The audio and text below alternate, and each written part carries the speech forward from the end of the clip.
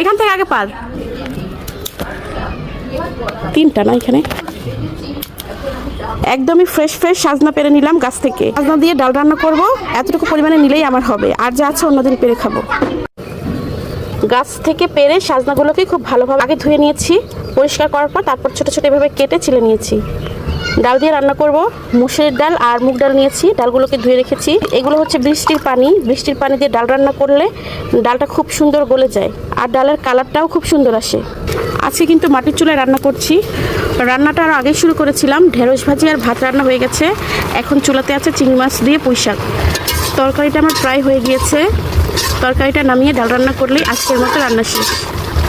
ছোটো ছোটো গুঁড়া যে চিংড়িগুলো পাওয়া যায় দেশি, সেই চিংড়ি দিয়ে আলু আর পুঁই শাক দিয়ে রান্না করছি। এই তরকারিটা আমার ভীষণ পছন্দের একটা তরকারি।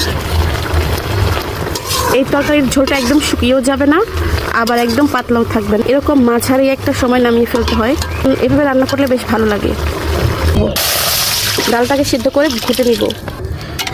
ডালটা আমি সিদ্ধ বসিয়ে দিয়েছি। ডালটা বলক চলে এসেছে।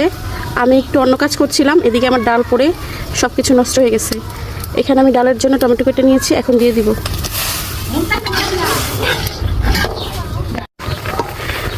ডালটা সিদ্ধ হয়ে গেছে, টমেটোগুলো দিয়েছি, টমেটোগুলো অনেকটা সিদ্ধ হয়ে গেছে। এখন এগুলো একটু ঘুটে দিব। ডালটা খুব সুন্দর করে ঘুটে নিয়েছি, এখন পানি দিয়ে দিব। লবণ দিয়ে দিলাম, সামান্য পরিমাণ হলুদটা ডালের সাথে মিশিয়ে নিলাম। এখন আমি সাজনাগুলো দিয়ে দিলাম ডালে। ডালটাও জাল হতে থাকবে, তার সাথে সাজনাগুলো সিদ্ধ হয়ে যাবে। এরপর বাগার দিয়ে নিলে আমার ডাল রেডি।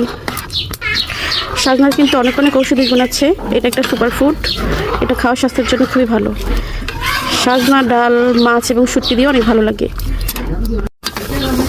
ডালের কালারটা একবার দেখেন কত সুন্দর। সাজনাটা সিদ্ধ হয়ে গেছে, এখন বাগার দেওয়ার পালা।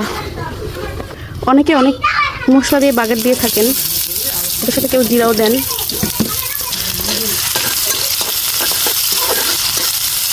পেঁয়াজ আর রসুন দিয়ে বাগার দিচ্ছি ডালটা।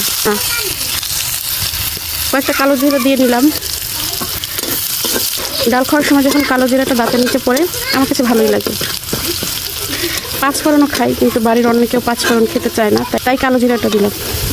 পেঁয়াজ রসুন আর কালো জিরাটা বেশ ভালোভাবে ভাজা হয়ে গেছে, এখন ডালটা ঢেলে দিব।